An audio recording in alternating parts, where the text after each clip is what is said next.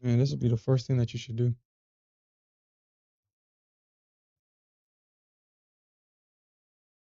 Yeah, you don't care about it. Your behavior shows that. Hmm.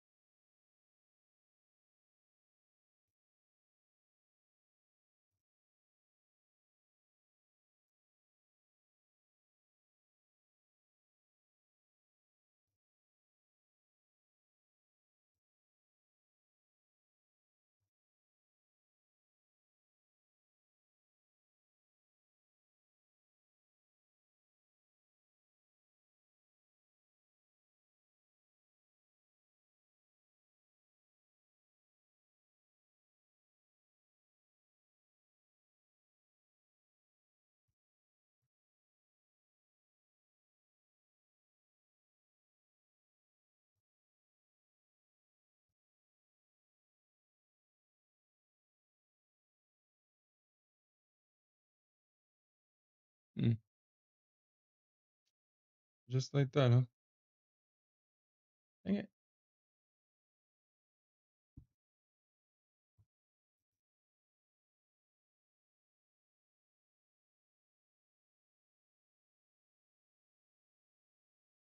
Damn. Well, shit. At least Nightford, congratulations on that payout. So you're long from 346. Oh wow.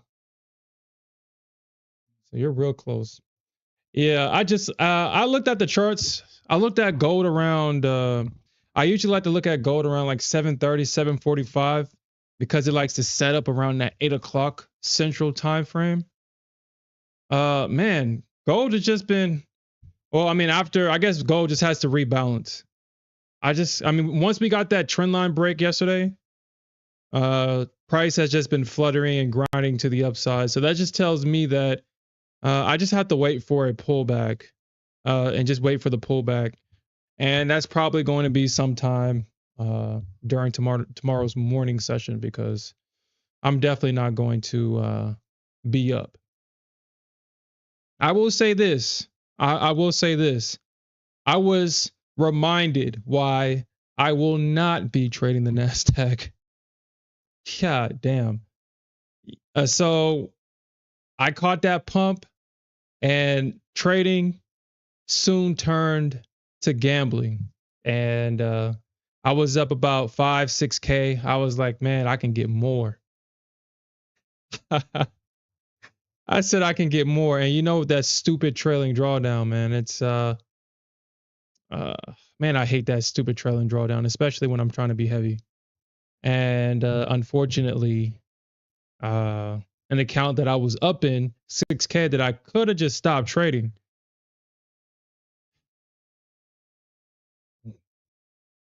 The Nasdaq just kept going up, so I just kept trading. But it was a kind of I wouldn't say it's a throwaway account because I spent money on it, but it's not the account that we're tracking. It was an account that I was going to probably blow anyway. And what I mean by that is I have like maybe 8 of these $18, well they're $30 now. So I have like 8 or 9 of them and I'm not going to pass them. So I just kind of play around with those accounts. And I try to keep at least 2 that I trade seriously and just kind of do whatever with the others because I'm like I said I'm not trying to pass those. Um but yeah, the Nasdaq is one hell of a drug. Oh my god. The Nasdaq is one hell of a drug. One hell of a drug.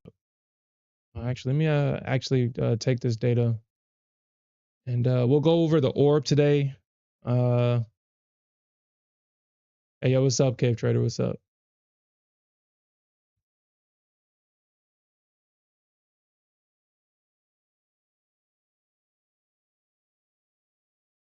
Yeah. And you're talking about oh yeah, I forgot that you're on the east side. The east side.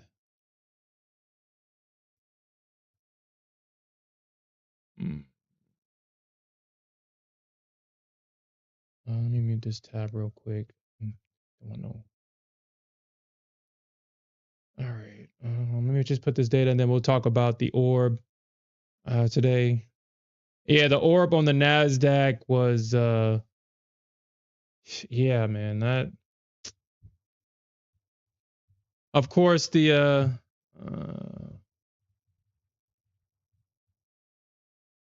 day where I figured it was like, hey, let's hop into eval. Let's test it out. Let's track it, you know. Is the day where the market does all kind of shit. It seems like if you want to take the orb play,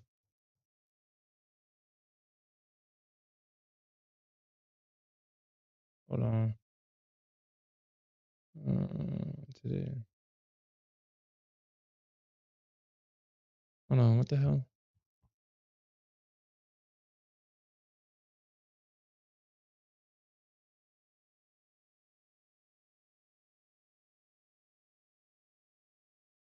Oh, okay. I was like, what the hell? Right. So nothing actually happened. So let me grade this out. Okay, so nothing happened. I'm gonna have to probably do this.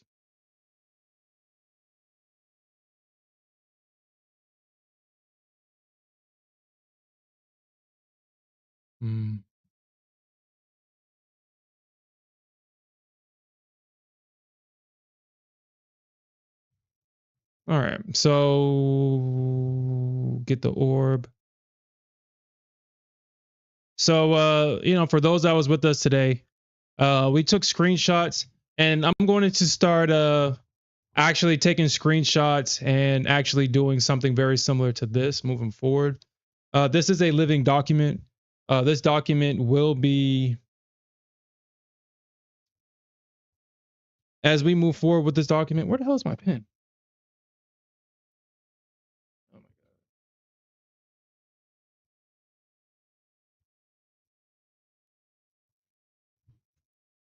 God. Okay. All right. So yeah. So as we move forward with this document, it will just be made better. I did have a series of screenshots, but then I thought to myself, you know what? If these screenshots are going to be used to, like, when we look back at what happened during the orb, um, I need to have little notes to myself because I'm not going to remember. Like, if I just take the screenshot and without any context, I'm not going to remember what the hell happened. And it's not going to be useful to anybody. So, moving forward, we'll have the range drawn out. We'll have little notes. So when I look back, we have the context of what happened. And we can look at this with the power of hindsight. The Nasdaq, for whatever reason, decided to make as many people angry as possible. Y'all guys saw it personally that she missed my target with this wick and then came back and stopped me out. And I had to aggressively get back into this trade so I can kind of get my money back. And I will say that the Nasdaq in hindsight, we saw the Nasdaq trade. So it traded 319 points before seeing a 132 point pullback. And then at the end of the session, we saw a 196 point move to the upside going into the close. So we had two false breakouts. So we had this first breakout on the Nasdaq, and then we had this second breakout. And you can kind of see that the people that bought this orb, well, for whatever reason, the market broke down. You can see them getting stopped out. And if I was in this orb and I was one of the traders that got stopped out just to see price come right back into the and back above this support trend line, from personal experience this morning, I would have aggressively got back in this thing. I would have FOMO back into it. Any disciplined trader that said, oh, well, that's the trade. Better luck next time. If they said that to themselves, I mean, they missed this damn move. They missed the move. And with all this craziness, it just kind of reminds me of outside of the orb play, I'm not a trader of the Nasdaq. It just gets, for me personally, I just go straight to gambling because it's not enough. It literally is not enough. I was up 6K. It wasn't enough. I was like, dude, this shit's still going. I can keep going. And I kept going. And then I wasn't surprised when, I get in at the wrong spot. Of course, I'm heavier than I normally am. And it pulls back and, there goes the account, right? So, like I said, it's not necessarily something that's, it wasn't an account that I'm working on. If it was an account that we was working on, then, my feelings would have been hurt, but, I was gambling. So, but it just kind of just reminds me of why it's important for me not to get into any of my funded accounts and trade the Nasdaq. But I'm going to copy this. So after breaking above the opening range, price pulled back, traded through the 2150 and 200 EMA. Price made a second attempt to break above the opening range high, but the buyers failed to hold the breakout. And this is this right here. So you can see that the buyers were able to break out of the opening range. Price did pull back, but they failed to hold the second breakout. Those buyers got stopped out. The market took their liquidity and pushed price right back above this trend line where we saw a second failed breakout. Or not a failed breakout, but actually, technically, yeah. This is, well, technically, that would be a third failed breakout. Technically, because this is the market coming out, breaking back out above that opening range, and then we have the trend line break. But I mean, we'll leave it at 2, man. It's whatever, man. And but the buyers failed to hold the breakout. Ultimately, the MNQ had 2 failed breakouts and 2 trend line breaks before successfully breaking above the opening range high and trading to the upside. So, yeah, the opening range today was definitely dangerous. If you were oversized and you had a tight stop, you got stopped out 20 million times before that thing actually worked. So today's the 24th. I'm going to add this to my notes. Add that to the notes. Did price reverse after? No, it did not. We did not see a price reversal. From the orb, from the breakout, we saw price trade. So I think the high of this candle was, the high of that candle was, or is, the high of this candle is, it's like 327. Yeah, so 327.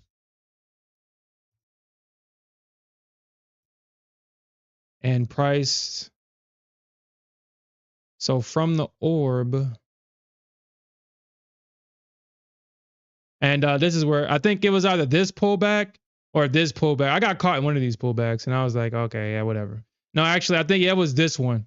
Yeah, because I remember I was going to the gym and then this thing pushed up and then this shit came all the way back down. And this is where I blew the account. Yep, right there. And after I did it, I was like, well, I'm going to go to the gym.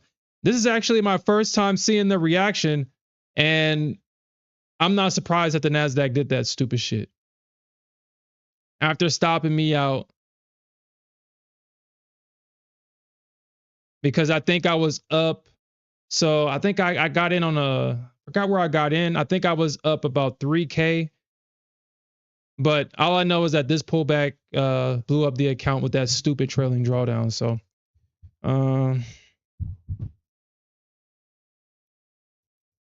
so So I'm not going to actually do that. So 224, because there's not really a significant pullback for real. I mean, after you got the range, once you got the breakout, there was not really I wouldn't necessarily call this a significant pullback. I mean, the price was still trending to the upside. So 447 minus 327, 120 points. So our results is 120 points, full move, 120 points. Did price reverse? What was I? So price continued 120 points to the upside. So price continued 120 points to the upside. Okay. All right. So man, how do I want to do this?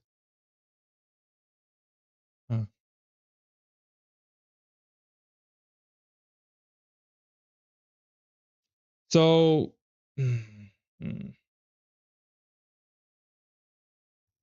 so obviously this was a false break. It broke above the high. So the initial breakout was at 847.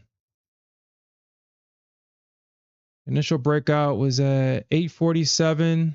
So if you didn't wait for the pullback, if you didn't wait for it, that happened at 847. So it looks like the 845. So it seems that the market is targeting opening range traders, because it seems like the initial breakout will happen maybe minutes after the 15-minute range is formed, which is it shouldn't be a surprise to nobody, honestly. The pullback happened at 849. I mean, if the market wants a pool of liquidity, why not have it? Why not swipe the liquidity where everybody's trying to get in? So if you tried to take the initial breakout without waiting for the pullback and the second attempt to break out, I mean, even if you waited for the second attempt to break out, well, I guess depending on how your stop is, because what 327, so if you got in at 328 for a trigger, 328, the low of this candle. So if you had a 28 point stop, you got stopped out of this, because that's a 28 point pullback before this thing actually started to go in the intended direction. But 328, and the low of this candle was 265. God damn. Yeah. The low of this candle was 265. So a 63 point pullback. Man, Nasdaq, you are nasty for that. That was nasty. Nasty. So the data is showing us that with the opening range breakout, we don't want to take the first break of the range high or the range low. It seems that the market is consistently has been using that first breakout to gather liquidity before actually making the real move. So, all right. Well, like I said, we'll continue to take this data. We'll take it down. Mm. Hey, what's up, Alfred? What's up? My bad.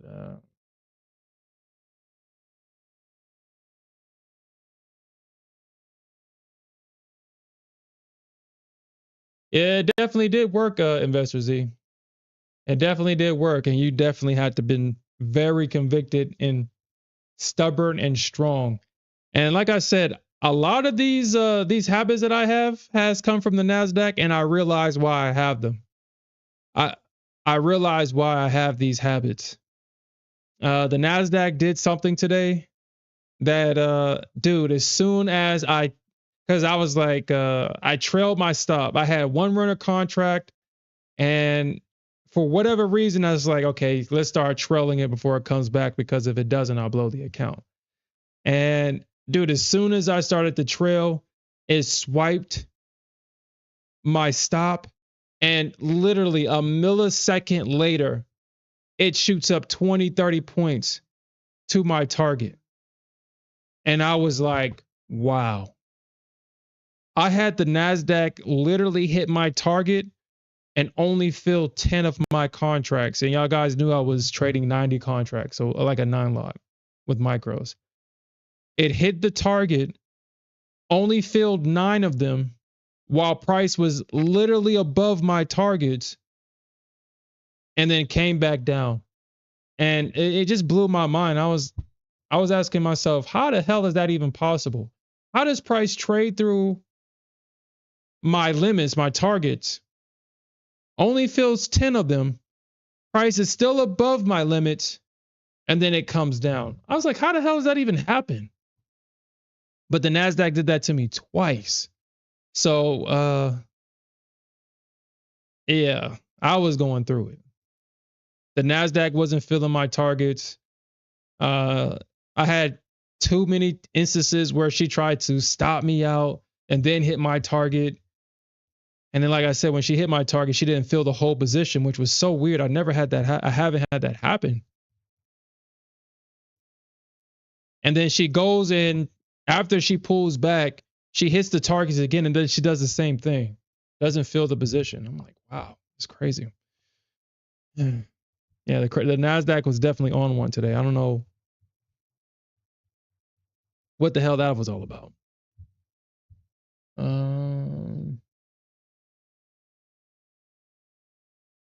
Yeah, YM. I don't see. I don't see how anybody can get addicted to the YM. The YM is definitely a swing instrument. Definitely. What do you mean it wouldn't let you? All right. Yeah. Give me some. Actually, yeah. I'll do that in a second. Cave Trader. I'll do that.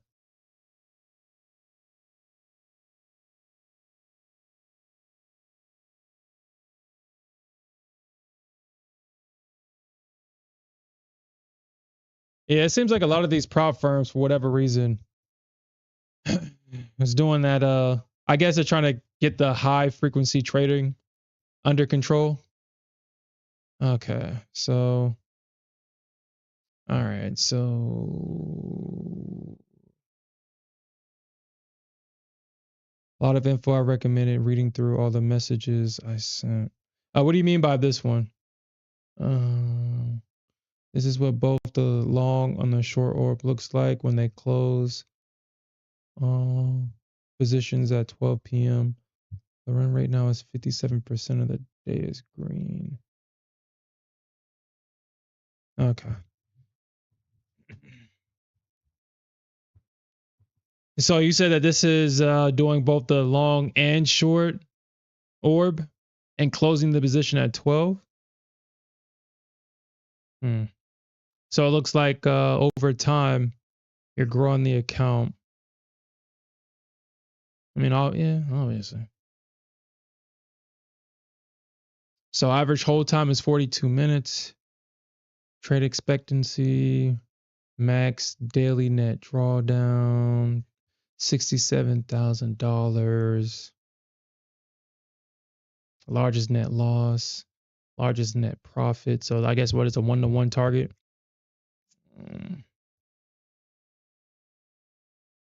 So this strategy had 5 consecutive losing days, 8 consecutive winning days. So yeah, that's about like a 50% strategy. 50, 60%. Mm-hmm.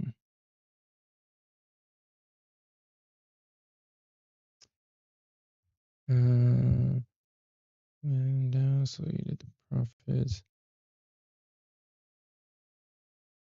Okay, so gross loss, gross profit.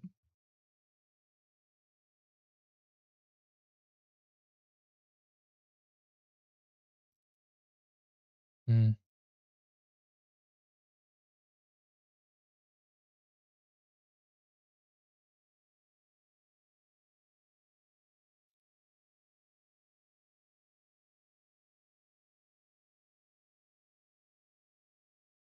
All right.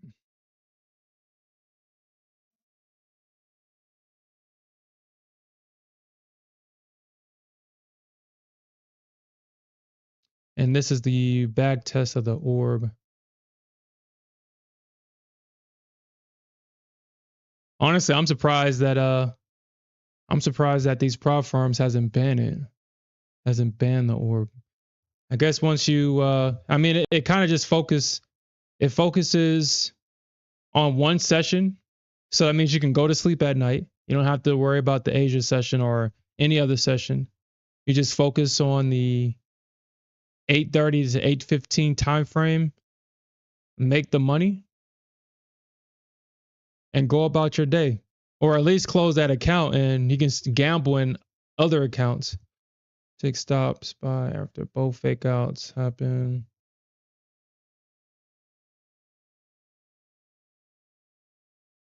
Or just good patience. Yeah. Mm.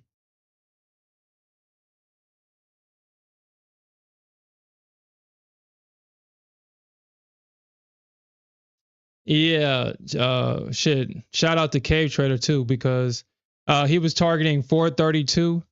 And I was like, dude, that's so crazy. Because that's exactly where the market initially stopped trading, or it had like a pullback at like 31 and a quarter or something. So it missed its target the first time by a tick. And I was like, wow, that was a great call out. I wasn't even looking for price to even trade in this area.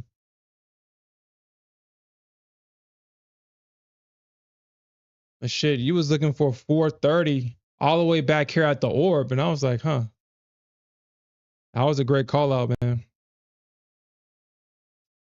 Great call out. But yeah, Alfred, I had to, man, honestly, I'm surprised that, like, honestly, that's just how I know that the Nasdaq was kind of playing with me. Because I mean, every trade I took was super heavy. I was in a 9 lot in a trailing drawdown account. So if I'm up $3,000 and it pulls back and I go down $3,000 or $4,000, that's how easily I can blow that account. So I was up what, 1,000 or something, 3,000, $2,000 or $3,000, and it pulls back and stops me out. Now I was already down 5,000, so I wasn't being punished for that P&L. But if I wasn't down the 5,000 at that time, I was up 3,000, got stopped out. I would have been down like 4,000. Yeah, I would have been down 4,000. So I didn't get punished for that. And that's what initially kept the account going, was that I was already down 5,000, so it wasn't trailing P&L or anything.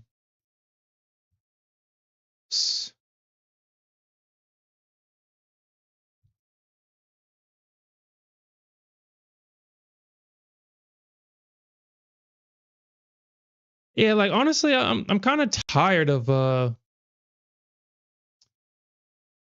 I got to break out of this shit. I want to start trading 10, 20 lots, cuz that's the next step. I already got the entries down.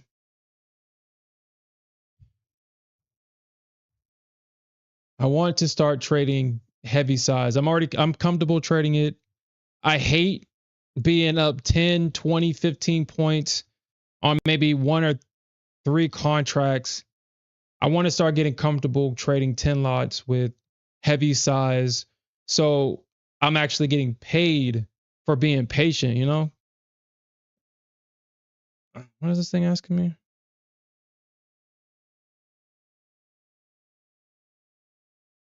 Okay. Don't know why I needed to do that. But I want to get paid for my patience. I want to trade 10 lots. And now that's where I'm moving towards. I was looking at the ES, and man, if I took the opening range on the ES, let's actually see, because I would have been initially down, but if I'm going to actually, let me see what the ES did actually yesterday, because we didn't get a pullback when price broke above the opening range the first time on the ES. The thing just went straight up. So 30. Yeah, that thing just went straight up. Today, though, I mean, the ES did have this fake breakdown below the opening range, which was kind of weird that the ES did that. And the ES is starting to show signs that it's starting to trade like old Nasdaq now, which I don't know how to feel about that. The ES, the benefit of trading the ES is that you're getting stability in exchange for the market not moving as much as maybe the Nasdaq. But now you're starting to see the ES trading like the old Nasdaq. Like that was a cheap shot on the ES right there. You got a fake breakdown just for the thing to get sucked back up. That was cheap. That was super cheap. The ES is trending more. The ES, where do you see a range at? The ES doesn't even range anymore.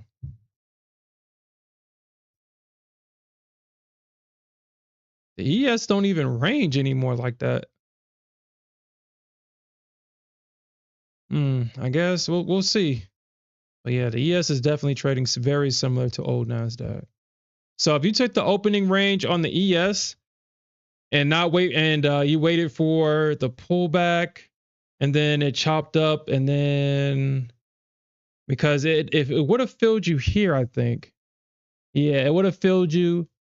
It would have pulled you back. So the ES and the Nasdaq did the same thing. It had two false. Well, actually, it didn't necessarily break out here though. It broke out here, and then it pulled back to the 21 EMA. But if you were able to survive this 29, oh yeah, you went, well, 9 points, that's not bad. Because I usually keep, even, it doesn't, regardless of size, I have a 10, 11 point stop on the ES. So as long as it doesn't touch my 11 point stop, regardless of how much size I'm trading. So if I got in at 30, so it would have missed me. All right, so the high of this candle right here is at 29.75. So a point above. Oh, actually, I wouldn't have gotten even. Oh, okay. All right. So I would have been saved by that. So 2037. So I would have been in around this area. So I would have been good on the ES today. I would have been good because it didn't trigger me in. All right. So this is the breakout right here on the ES.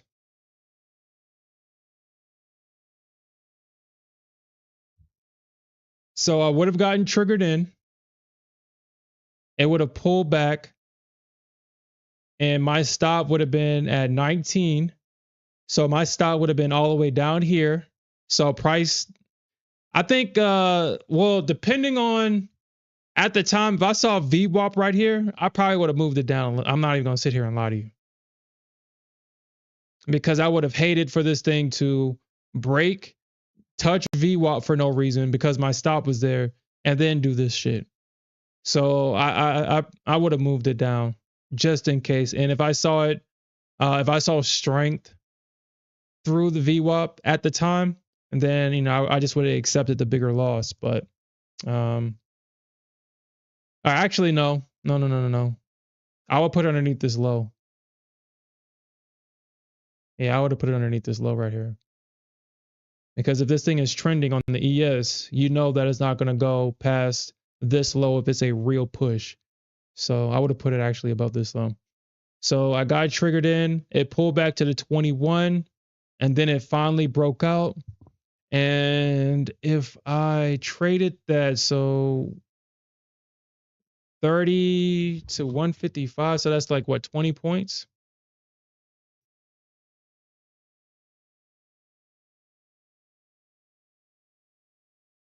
About 25 points on a 10 lot.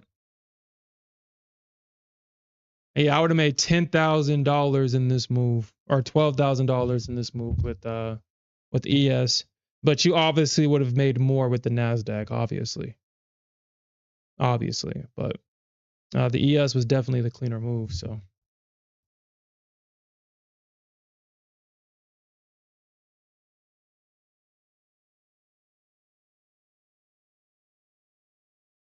is so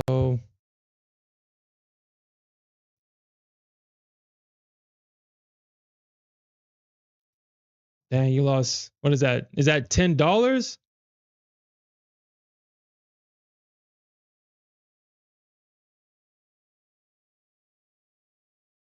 Hmm.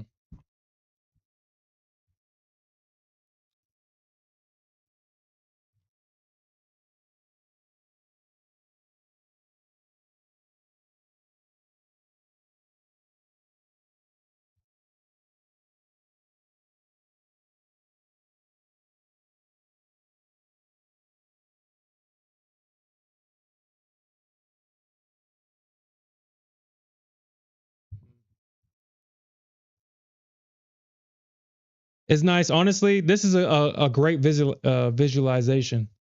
This is great. Honestly, I would actually take a screenshot of this actually. And the one thing that I come to understand about the subconscious mind is that it doesn't care about reality. It only is like an input output. So what do you put in is what it put out. When you look at P&L like this begins to become a reality for your subconscious mind.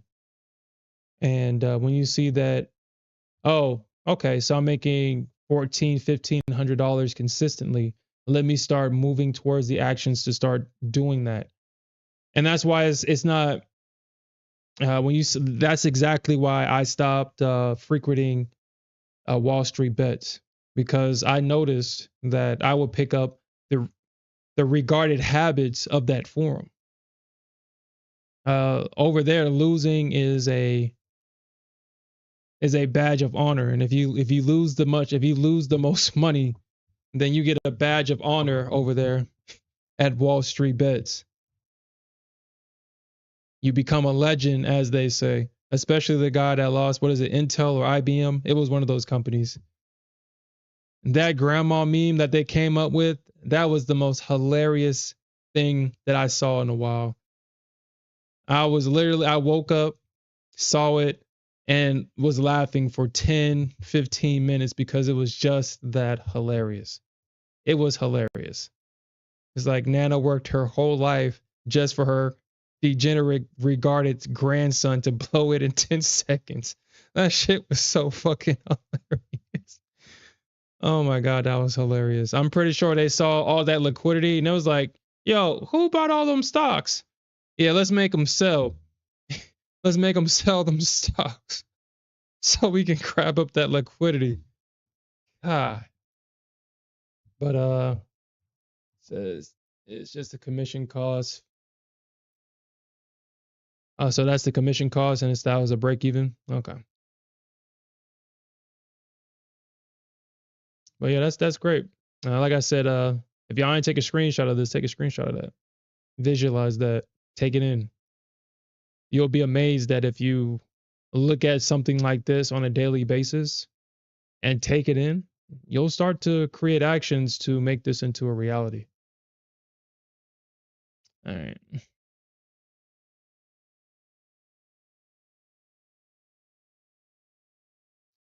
Well, I mean, the market isn't necessarily doing anything. I mean, the Nasdaq is the only thing that's kind of moving. Gold is moving as well, but I mean, gold is kind of extended from this area. When price begins to flutter like this, it's kind of hard to kind of gauge where the market is measuring the move from.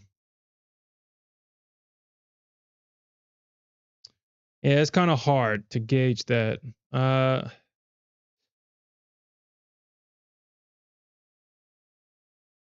yeah, this thing looks like it's trending. It does look like the EMAs are about to shift.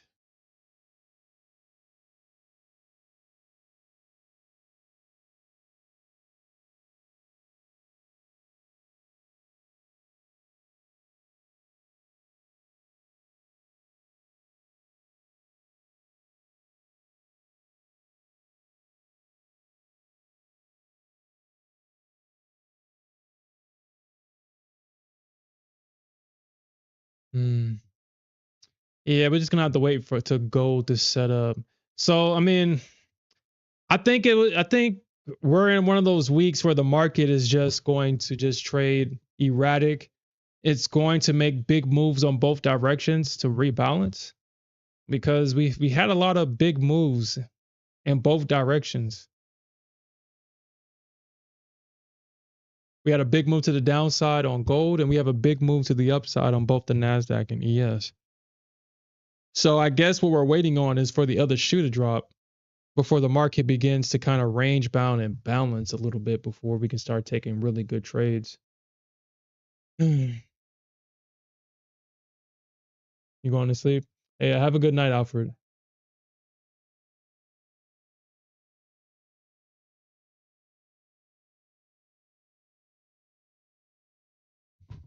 Mm.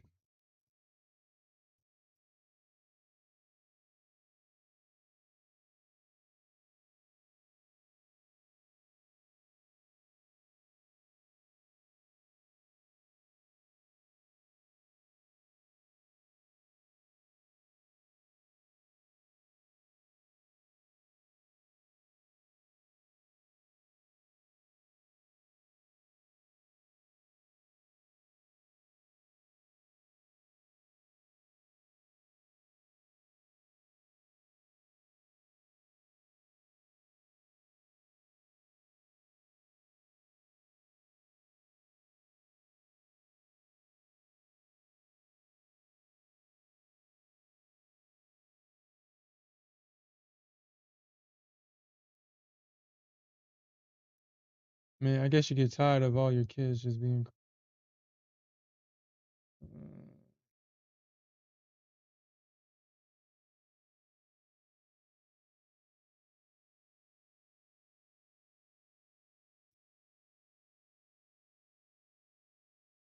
Mm.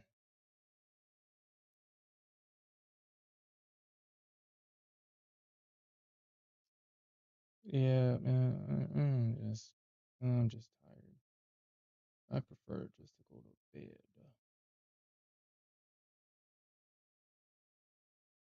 Oh wow.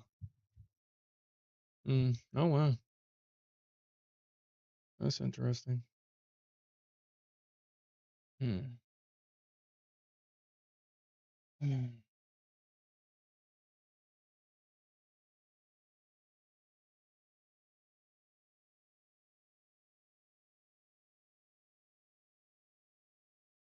Hmm.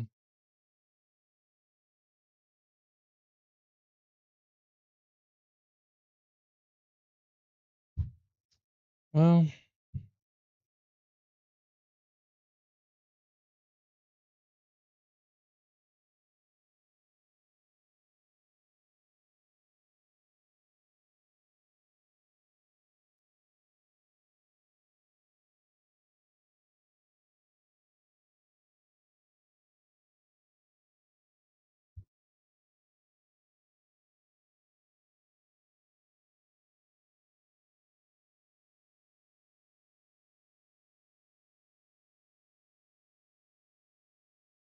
yeah. Have a good night, Investor Z. Yeah, tonight's just gonna be one of those nights, huh?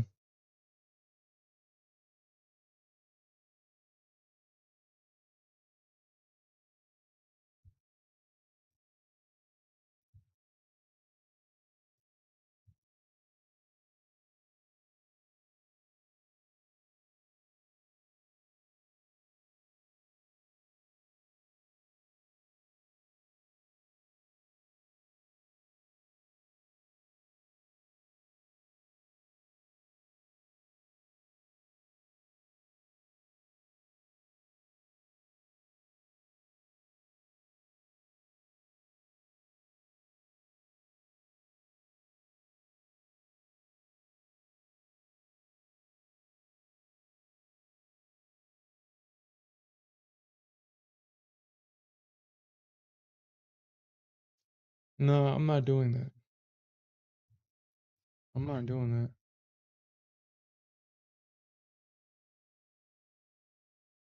I'm not doing that. 500. You said he is closer than our next breath. Surrender. What does that mean?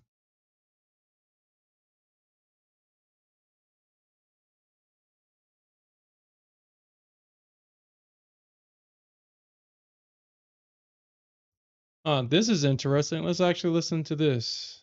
I don't know if it's true or not. I don't speak Russian, but let's see what. On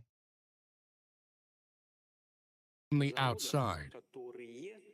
The attack was not on residential areas, but on the facilities of the defense and industrial complex, on the factories that produce military equipment. This is what we are doing. We are not keeping any secrets here. One of the goals of the special military operation is to demilitarize Ukraine, that is, to deprive it of its capabilities and to have armed forces that threaten us. To do this, we must either reach an agreement with them, and we agreed on this during the Istanbul agreements in 2020. We also agreed on the size of the armed forces that Ukraine might have. We agreed on the number of armies. We agreed on everything. But then, thanks to the efforts of the Western allies of Ukraine, they threw these agreements into the trash, as I said, and decided to fight us to the last Ukrainian and to a complete strategic victory. This is not possible. Therefore, instead of peaceful agreements, we are forced to achieve this goal with the help of the armed forces, namely demilitarization. We will not allow Ukraine to have armed forces that threaten the Russian Federation and its people. Your Wow, journalists have doesn't seen that these sound blows. very familiar? And of course, Doesn't that sound very familiar? we will achieve our military goals. Therefore, there is nothing unusual here. I hope that I have answered your questions in this regard. As for the Foreign Ministry's statement, I think it is also clear and very transparent, and it refers to international law. As for our actions in Ukraine and our agreement with international law, I have just told you our logic. From one step to the next, we believe that this completely complies with the UN Charter. As for the Foreign Ministry's assessment, well, this is our Foreign Ministry. Well, you can see for yourself how objective it is in your opinion and what it has in mind. I did not notice anything in your mind. In this regard, I hope I have satisfied you and answered your question. As for possible meetings with Mr. Trump, well, it would certainly be highly useful. I agree with the President of the United States. It should, of course, be prepared and end with some positive results. The track is a good choice. We have spoken on the phone with President Trump several times. We have great respect for his intention to restore relations with Russia in many areas, including security and economic activity. Look, our import to the United States has decreased by 10 times, and by 4.5 times our import from the United States to Russia has decreased. The truth is that it was small. It was $27 billion, and now it has dropped by several dollars. But the truth is that over the past year, the volume of goods in circulation has increased with the United States. It has fallen with many European countries, but it has increased with the United States. Therefore, I hope that Mr. Trump is not only a politician and not only a man whom the American people have entrusted with the fate of their country, he is also a businessman. And I see a big advantage in the fact that he thinks everything through. Since he has become a rich man, he probably thinks it is good. He thinks about what those or other steps will lead to in relation to Russia, how much it will cost taxpayers, how much it will cost the U.S. economy. And we see now the interest of the American business in building relations with Russia. There are already contacts between our large companies that want to return to our place of work. All in all, this instills a certain restraint and optimism. And I hope that both the President of the United States and his immediate circle will see and hear this.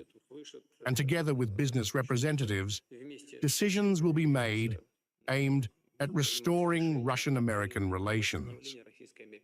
In addition, we have contacts with Mr. Rubio, the Secretary of State, and Mr. Lentz, the Vice President. In general, gradually, relations are being established, and conditions are being set for restoring relations. We hope that this trend will be maintained.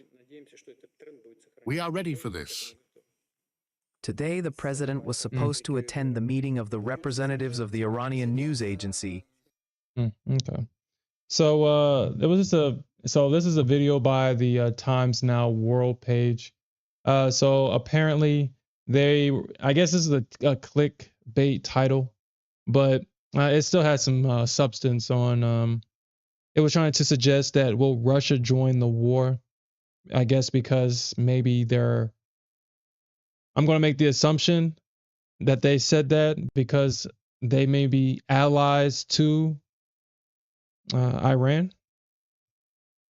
China and Russia kind of does do business with Iran. Not kind of, they do.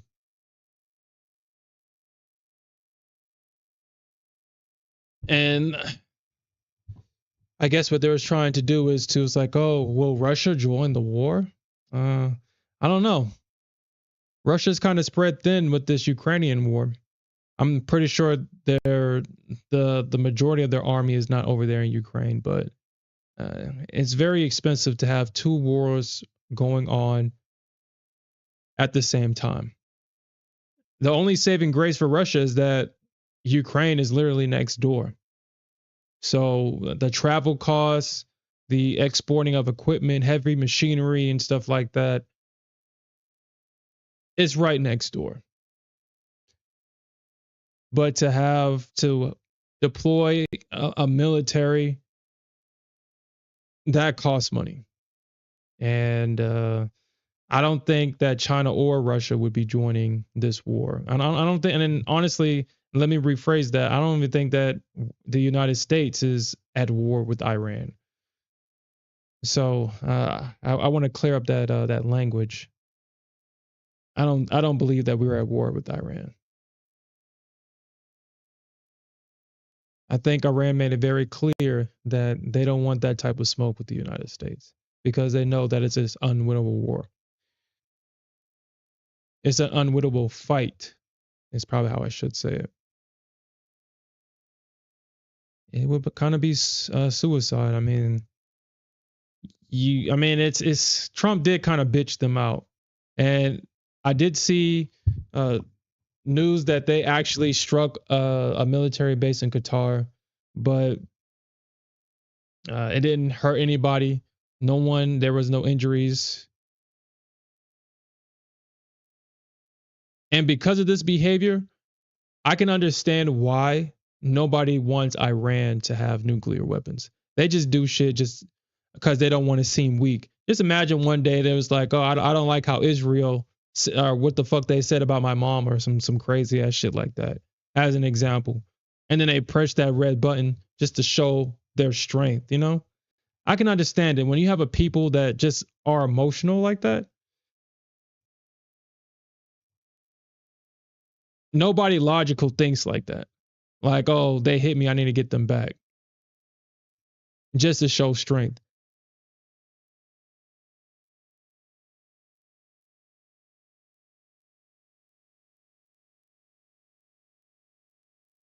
And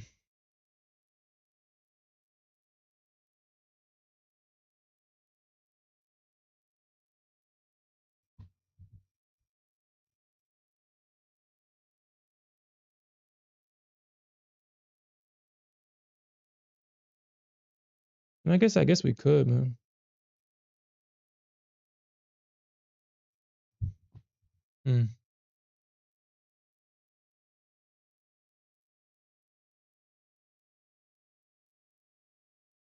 and with these clickbait freaking titles.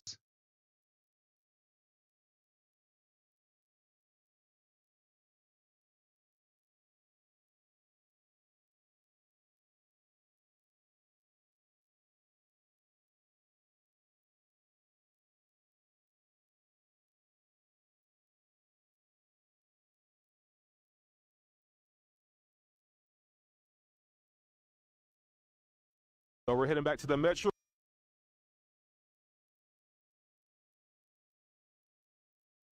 Hmm.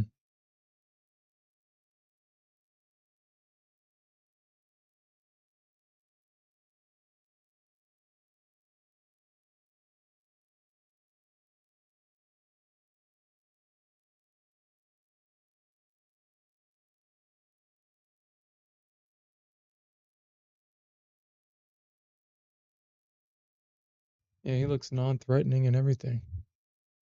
Great to blend in. Walk around with a recording device. Kind of show the infrastructure. Yeah. Yeah. Hmm. I guess when you look at it from what I'm looking at is a video actually popped up in my feed on YouTube, and this guy, this African American, actually went to Iran and is walking around and recording. And there's nothing wrong with that whatsoever. But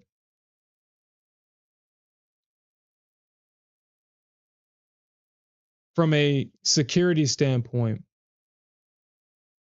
having somebody like a spy or somebody or something go around and record local areas, recon the area, understand where what is,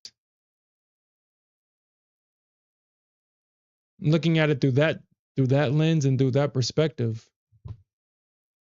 I can see why there's a lot of outside countries that does not allow you to record while you're there, because it is a security risk, especially if you're a terrorist. You're just scouting out the area, looking for places, like you're just walking around recording so you can go back and look at the area through video, make plans. If you want to target a particular building or area or space, you can just plan it. It's very dangerous when you think about it from that perspective. And if you're charged with keeping the peace and the security of a country, yeah, I wouldn't want foreigners coming in with recording devices, walking around, just recording everything.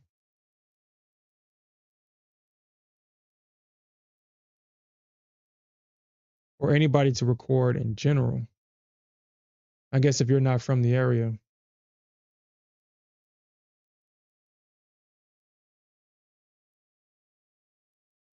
Hmm.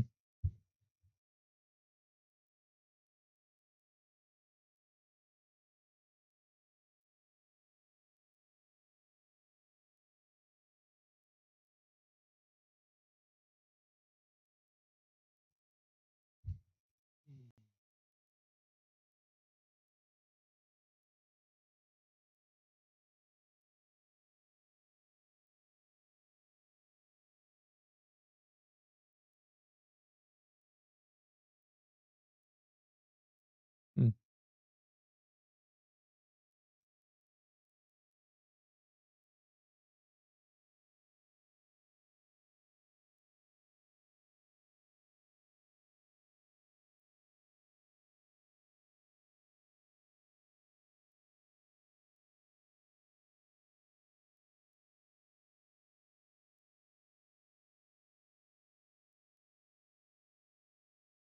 Maybe I probably had to look into that.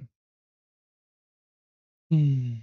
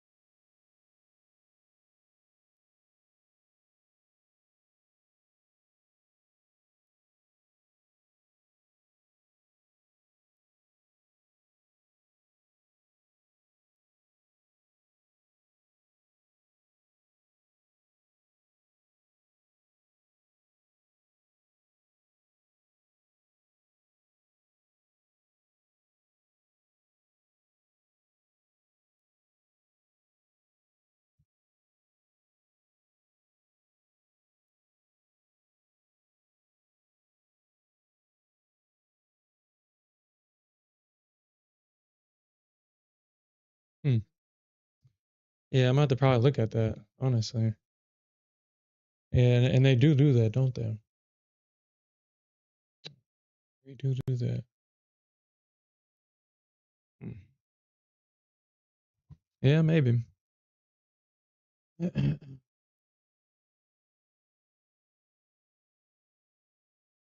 What I'm probably thinking what I'm planning on doing is during when the market is slow like this, when we have all three markets trading like they're senior citizens, where we're not seeing any real movement or any significant setup in none of the markets. What I can start doing is potentially looking at news clips, and we can just talk about, some of the news that actually came and that influences the market. We know that Trump has a very big influence on the market. So just watching like clips and stuff like that and talking about it, that could be something that we do when the time is slow, because right now when the market is not doing anything,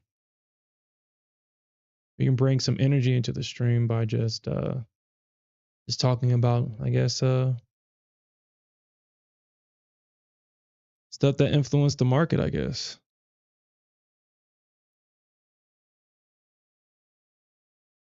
Have like the evening stream, kind of like a hangout spot, kind of where we're trading, but when the market's not moving, we can just look at stuff like that. Uh,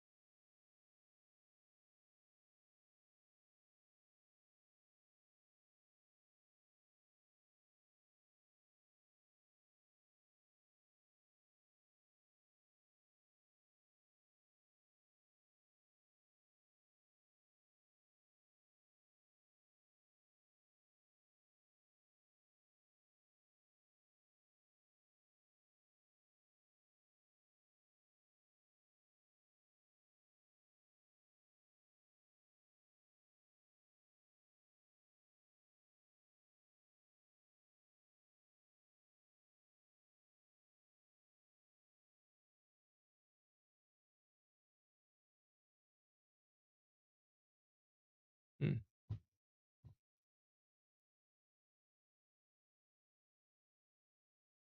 Yeah, the markets ain't doing nothing, man.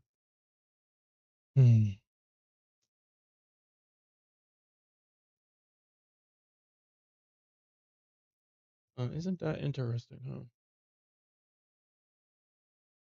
Isn't that interesting?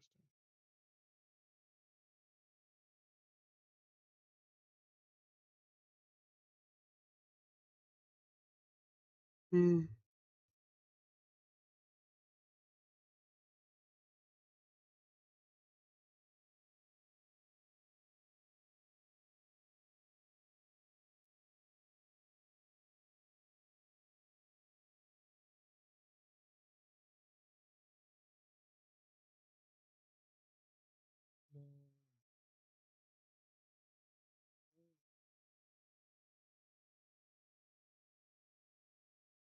To the points where, I mean, honestly, it shouldn't even be a big deal. I mean, to be completely honest, it shouldn't be a big deal like that.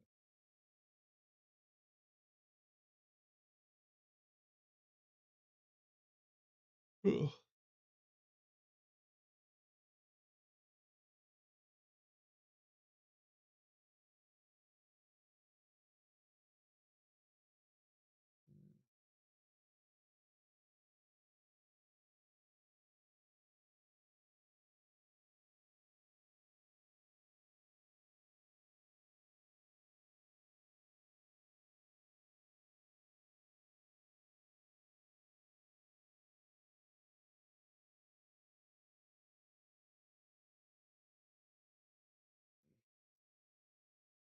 I guess technically wouldn't that be a major swing?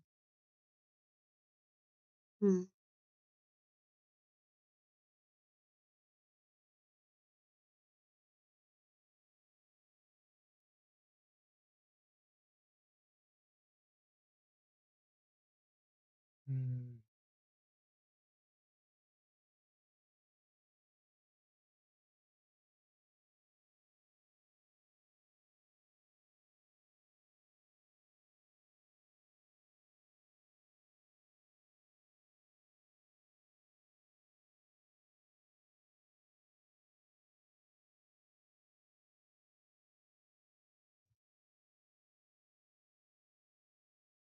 Three.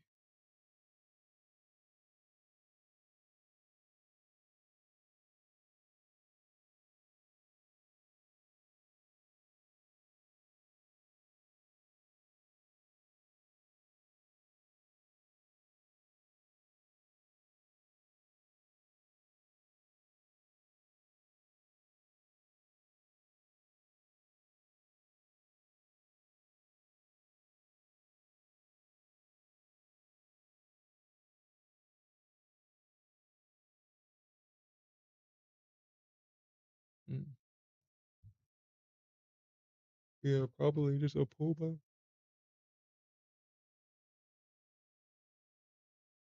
Oof.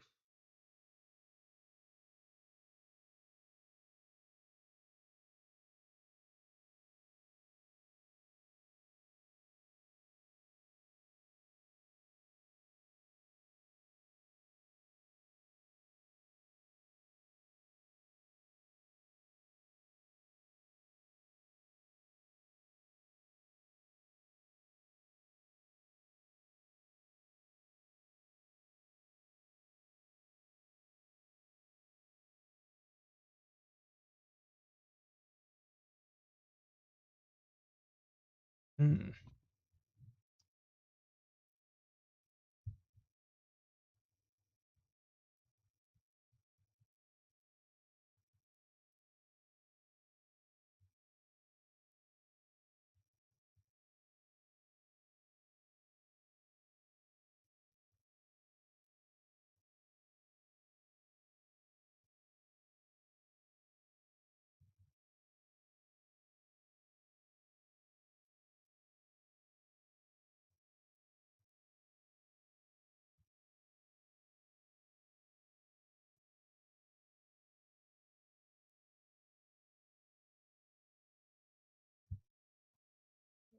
Oh.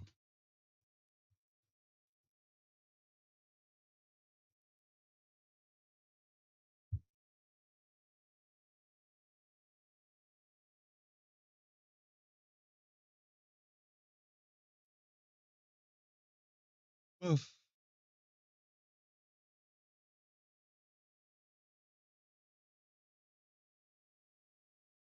Mm.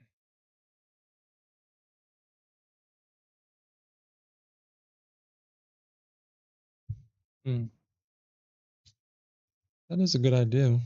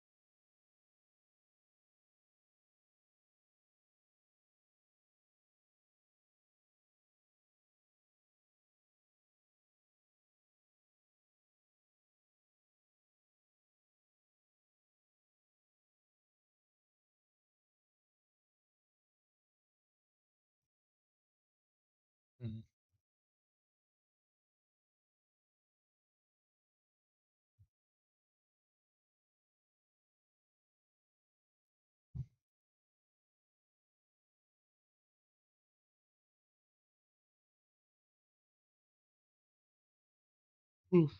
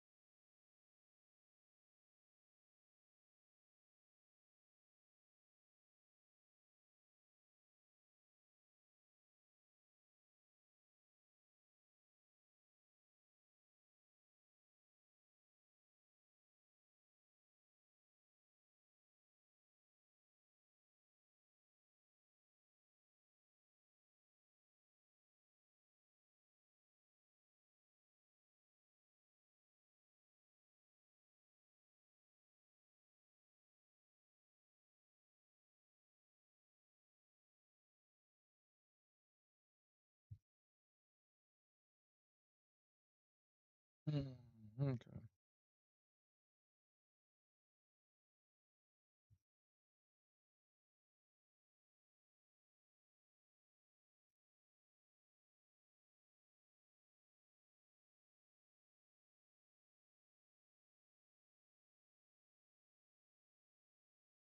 I mean, I doubt it though. I doubt it. I really doubt it. Doubt it.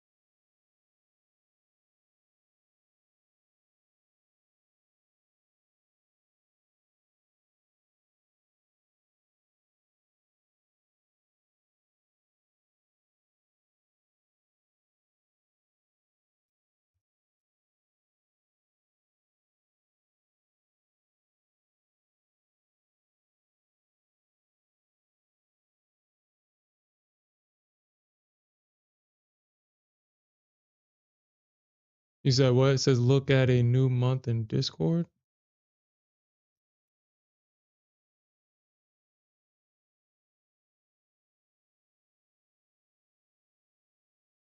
Hmm.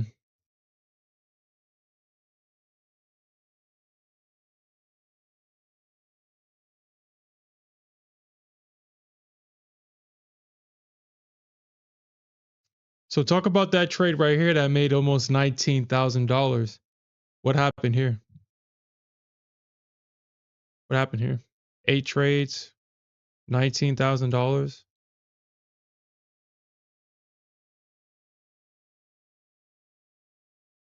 And this trade that made $15,000.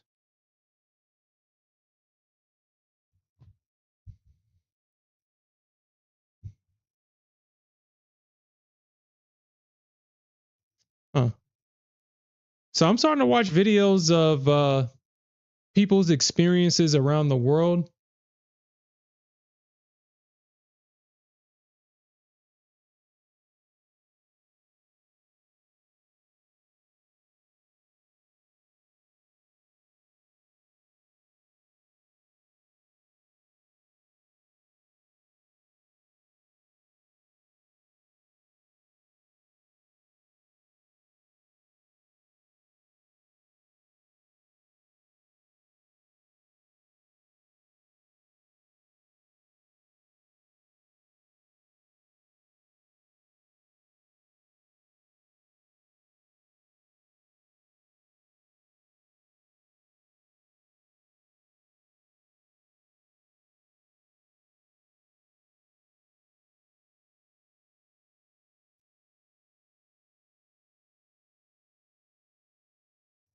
Mm.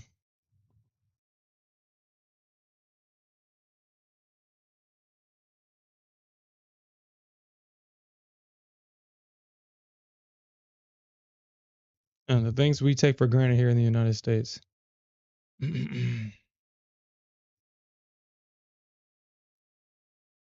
Yeah, watching other people, how they live around the world, it definitely, yeah.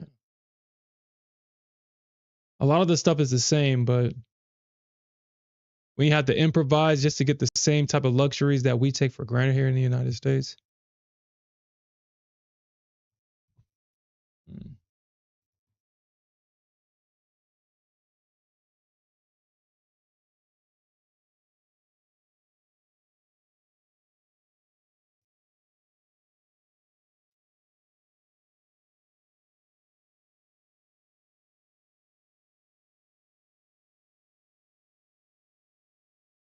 Oh yeah, actually, you know what? I do want to talk about that before we get off.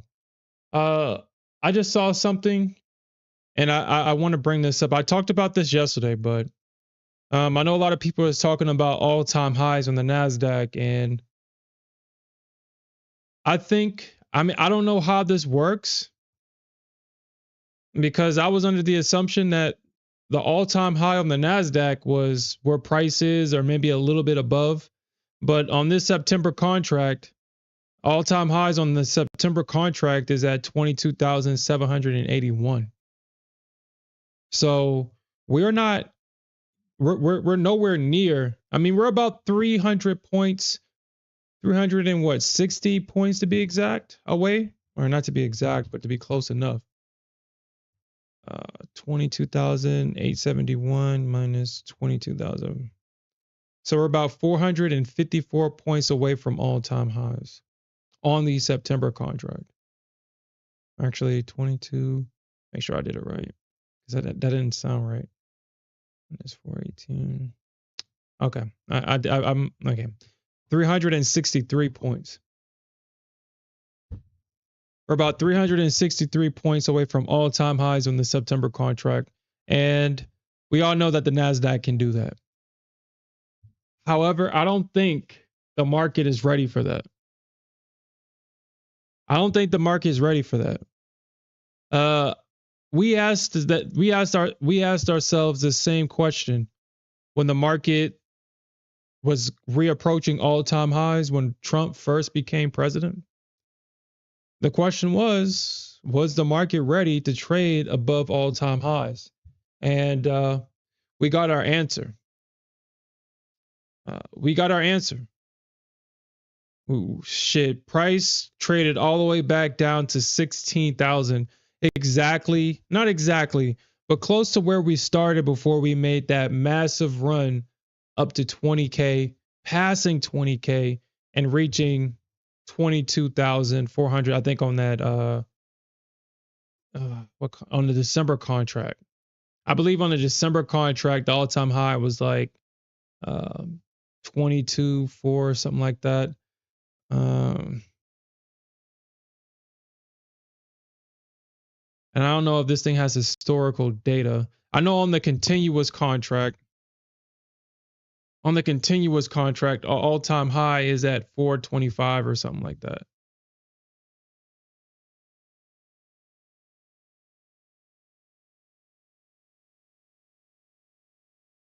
Yeah. So on the continuous contract, prices taking out all-time highs almost now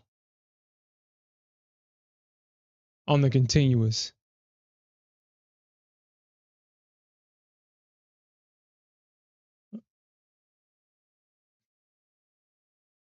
But we know that on the September yesterday, price actually got to, what is this, 448. So it's taking out all-time highs on the continuous contract. So I don't know. It's clear that we haven't reached all-time high on the September contract, and that's the contract that we're trading.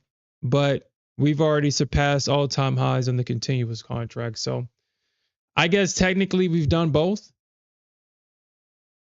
But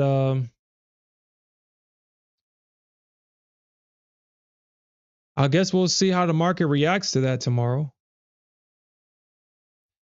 I don't think that we'll see a move all the way back down to 16,000 because that would be crazy.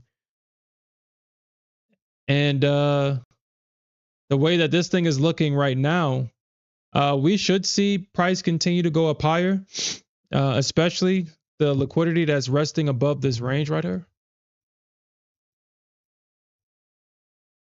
I mean, it's just asking to get tapped.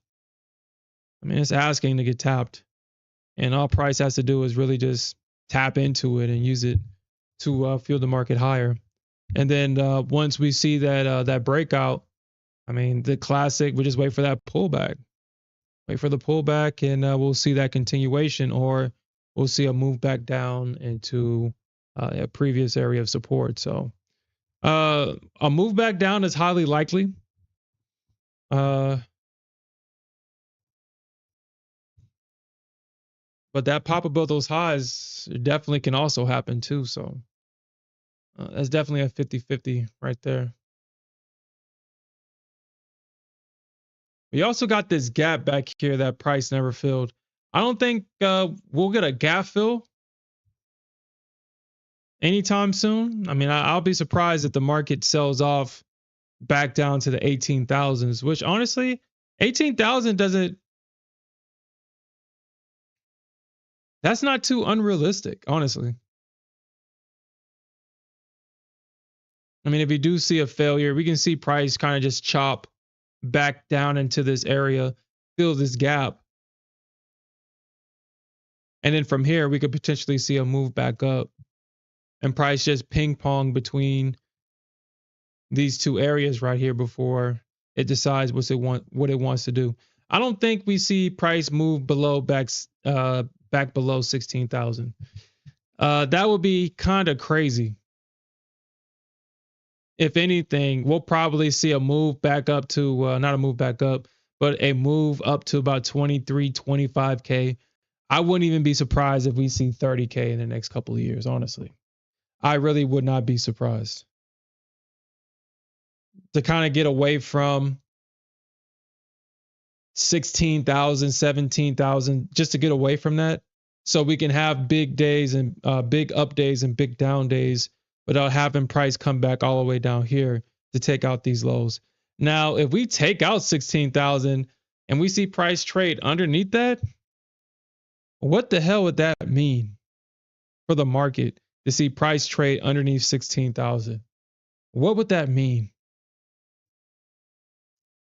What the heck would that mean?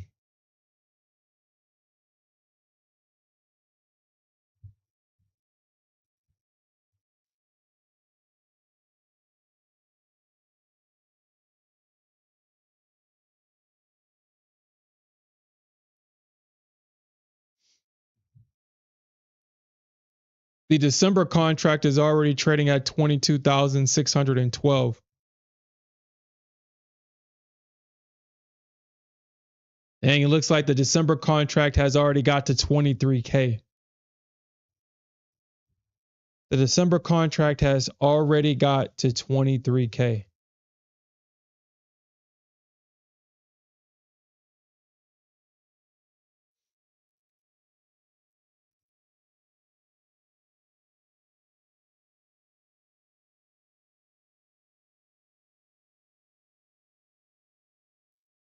So that's definitely a hmm.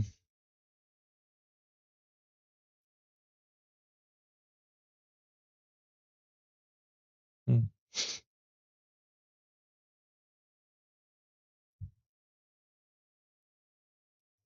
Yeah, that's freaking interesting. Okay.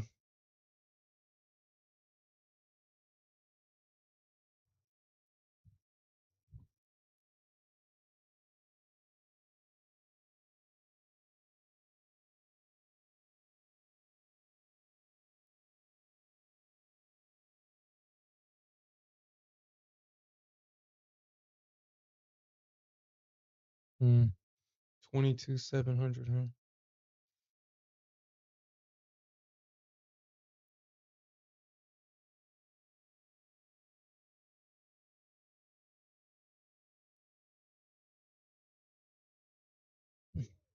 Oh, that was a 4,500 point trade.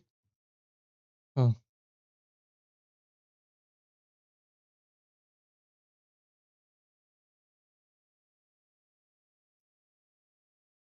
And you don't have to look for it. I was just asking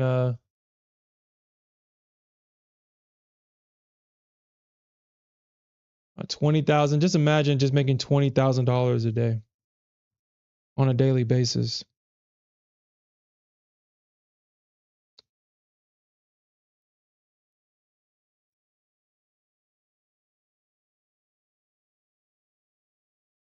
It is definitely possible, man.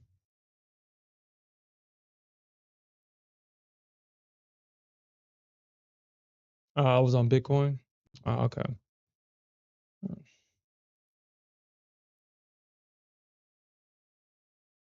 Yeah, when gold was on his bull run, I thought that gold was a bullish instrument, but it's not.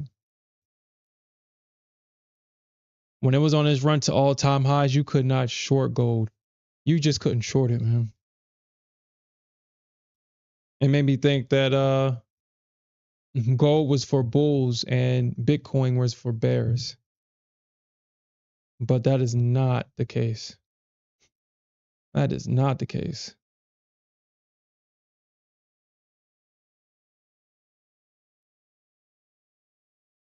Gold and Bitcoin does the same thing. So yeah, all-time high on gold right now is 35.38. The closest attempt to all-time highs so far is 34.76. 6.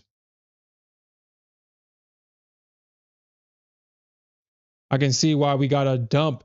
You know, honestly, I think what I need to start doing is actually look at gold on this chart. Trading the August contract, because I was unaware that it did that. I was unaware it did that.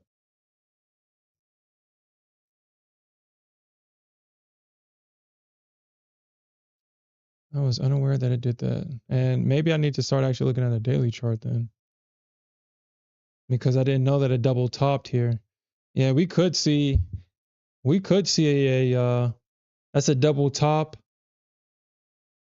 We could see a break on gold here. Easy of gold. Well, I mean, gold has been trending. Oh, okay. Overall, on the daily chart, and this is a daily chart on gold, gold has been trending.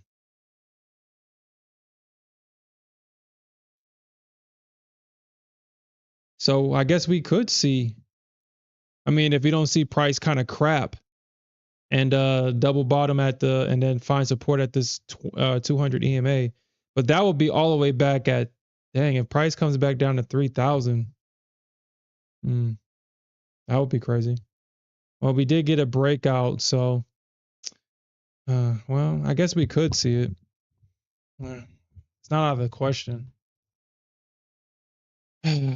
But all right, guys, we're out of time for this session. Yeah, for whatever reason, the market decided to be a senior citizen tonight. The Nasdaq was showing signs of movement, but